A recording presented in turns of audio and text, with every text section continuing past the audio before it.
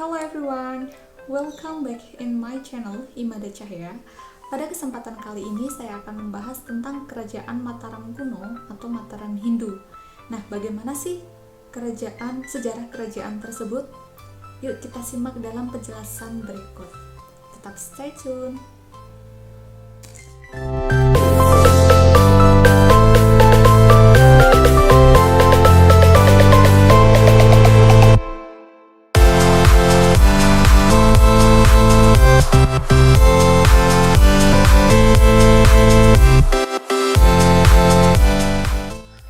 Oke, pada kesempatan kali ini saya akan menjelaskan tentang kerajaan Mataram kuno atau disebut juga Mataram Hindu atau kerajaan Medang periode Jawa Tengah.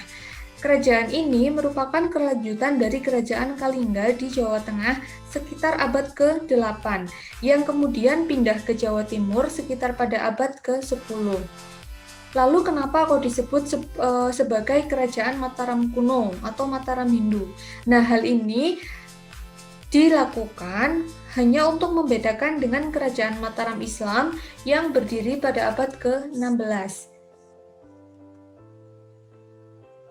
Lokasi kerajaan Mataram kuno atau Mataram Hindu itu terletak di Jawa Tengah, tepatnya di pedalaman Jawa Tengah, sekitar daerah yang banyak dialiri sungai seperti Sungai Progo, Bogowonto, dan Bengawan Solo. Kemudian daerah ini juga dialiri oleh pegunungan, di antaranya gunung berapi yang tentu sewaktu-waktu bisa meletus. Wilayahnya itu terdapat di Jawa Tengah dan di Jawa Timur.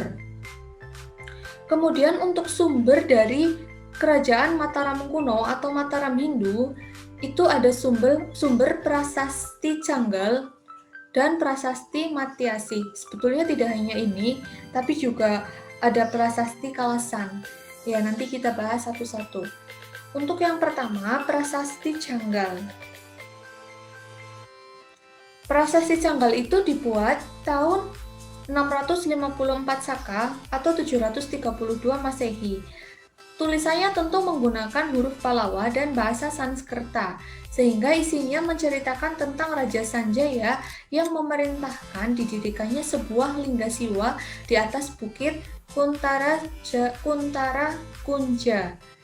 Jawa Dipa atau Pulau Jawa yang kaya akan hasil bumi diperintah oleh Raja Sanaha dan anaknya Raja Sanjaya. Kalian juga perlu tahu bahwasanya prasasti Canggal itu menyebutkan seorang raja yang bernama Sanjaya yang memeluk agama Siwa atau Hindu, sehingga ia membangun kuil pemujaan kepada Siwa berbentuk candi dengan hiasan patung lembu yang dipercaya sebagai kendaraan dewa Siwa. Nah, selain itu, prasasti Canggal juga disebutkan beberapa hal seperti pendirian sebuah lingga atau pusat pemerintahan di desa Kuntara Kunya atau Kuntara Kunja, ya itu sama aja, ya oleh Raja Sanjaya. Sehingga kondisi ekonomi Jawa yang kaya akan padi dan emas atau disebut dengan Jawa Dwipa, ini sudah saya tuliskan atau disebut juga sebagai Pulau Jawa, ya itu dapat membantu daerah tersebut dalam segi perekonomian. Kemudian dalam prasasti Canggal itu juga disebutkan asal-usul prasasti Sanjaya.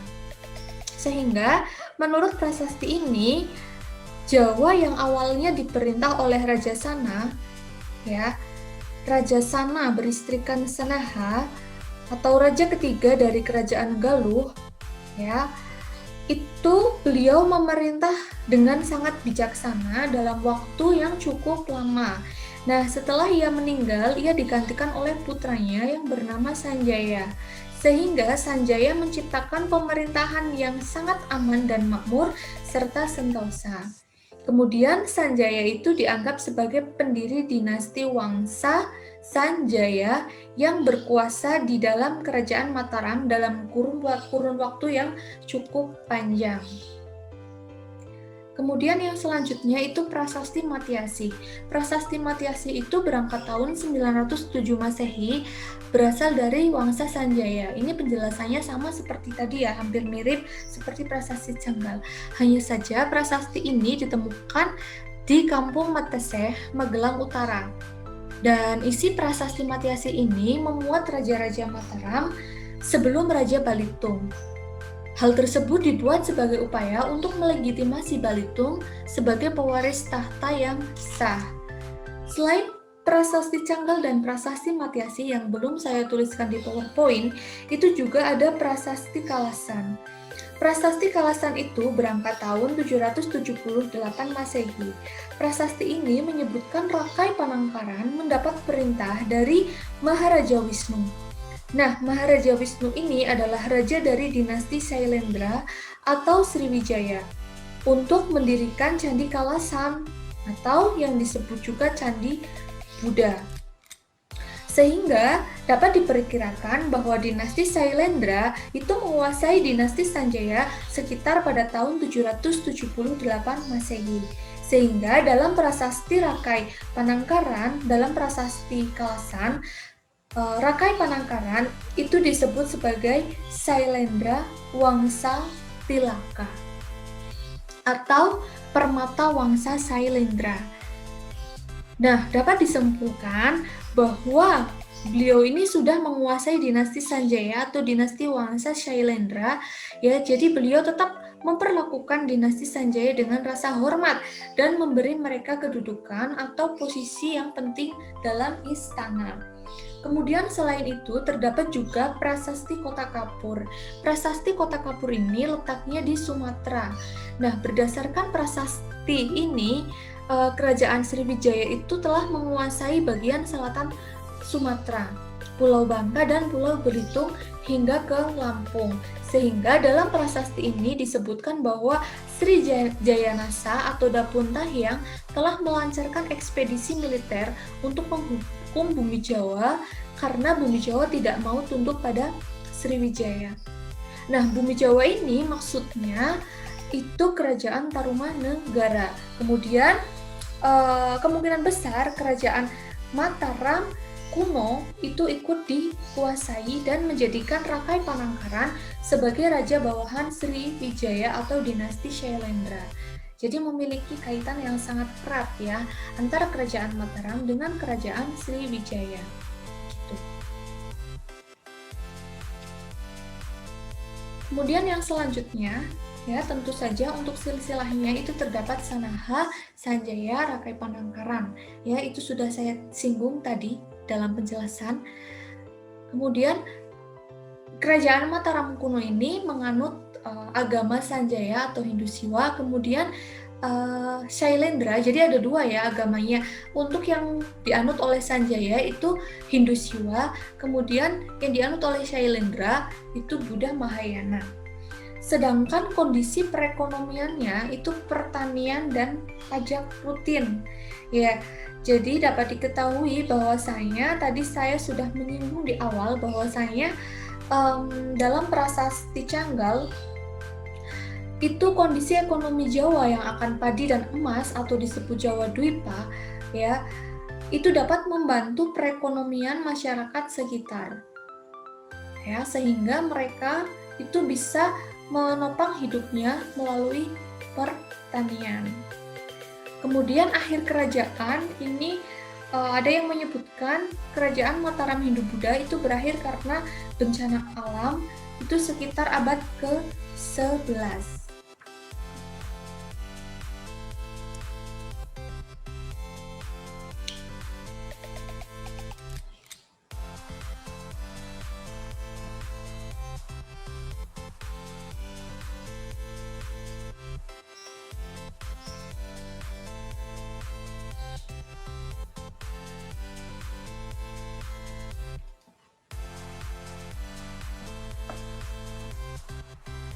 Kemudian bukti adanya Kerajaan Mataram itu ada Candi Prambanan ya.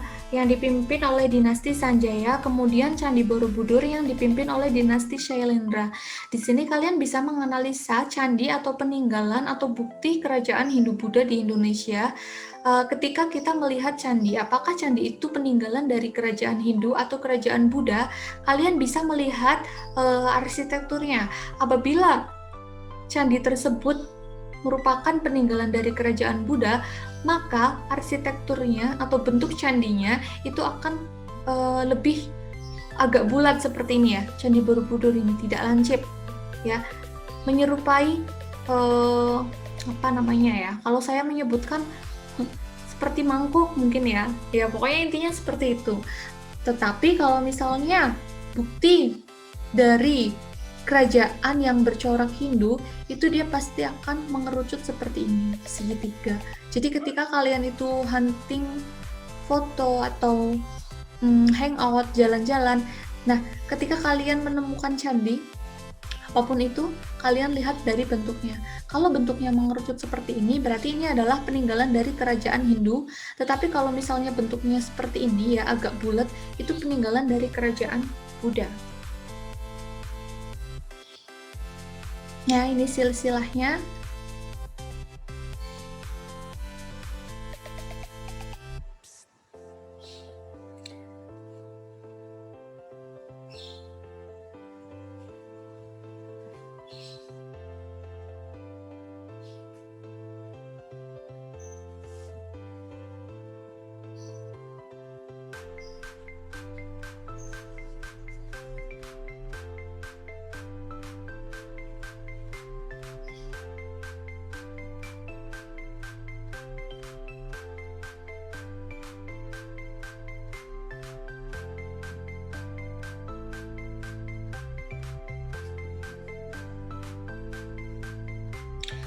Oke, untuk silsilahnya,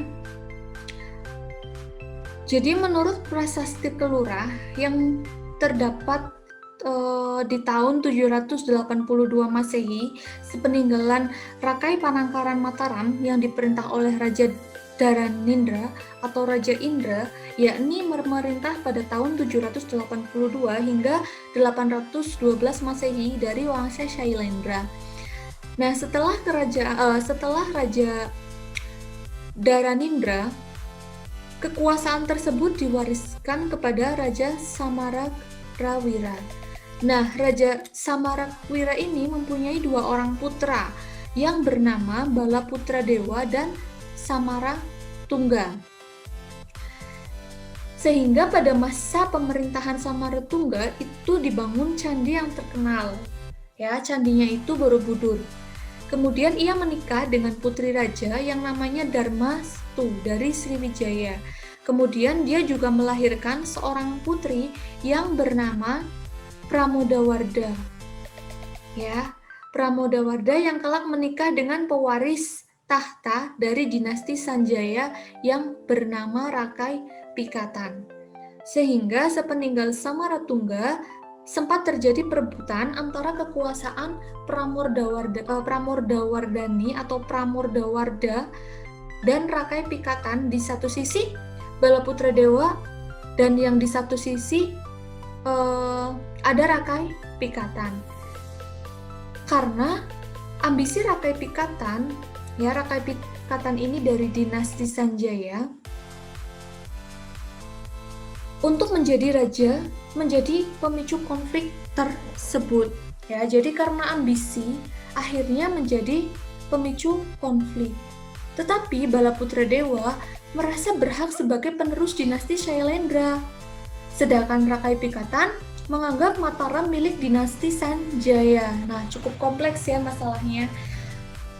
Singkat cerita, Balaputra Dewa itu kalah lalu menyingkir ke Sumatera.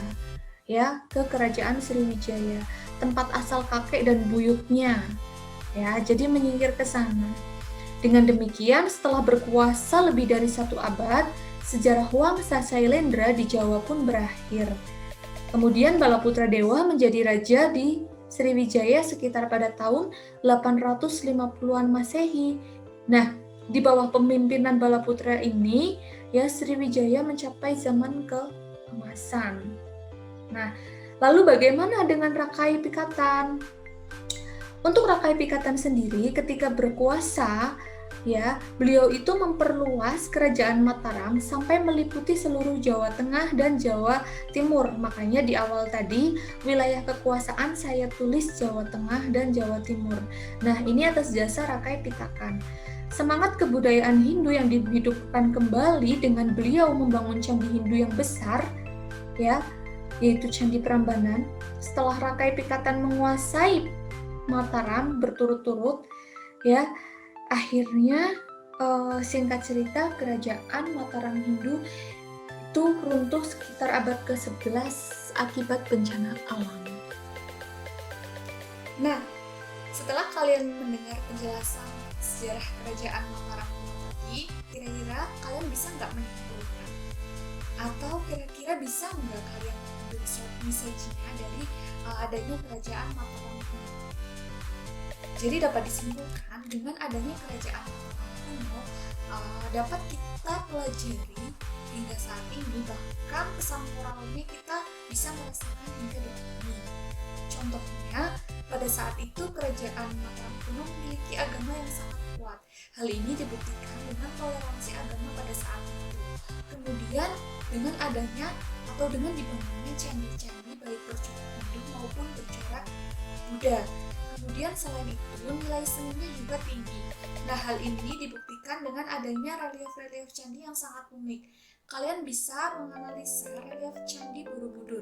Ada yang sudah pernah ke sana meneliti atau mengamati perbedaan relief candi Borobudur dari tingkat paling bawah sampai tingkat ke yang paling atas. Jika kalian amati relief tersebut, apabila relief di tingkat yang paling bawah itu memperlihatkan atau menunjukkan atau mengilustrasikan tentang kondisi masyarakat atau rakyat jelata. Ya, kalau kalian ingat di awal proses masuknya Hindu Buddha pasti sudah disinggung tentang kasta. Ya, ada kasta Brahmana, Ksatria, Waisya, dan Sudra. Ini cukup tinggi karena setiap relief itu berbeda cerita, menggambarkan cerita yang berbeda. Kemudian selain itu pesan-pesannya juga terkait dengan rasa toleransi yang cukup tinggi. Ya, jadi meskipun di sana terjadi perebutan kekuasaan, tetapi tetap memiliki rasa toleransi yang tinggi karena perangan kerajaan tersebut juga dapat disimpulkan atau dapat dianalisa karena perebutan kekuasaan, ya, ingin saling menguasai.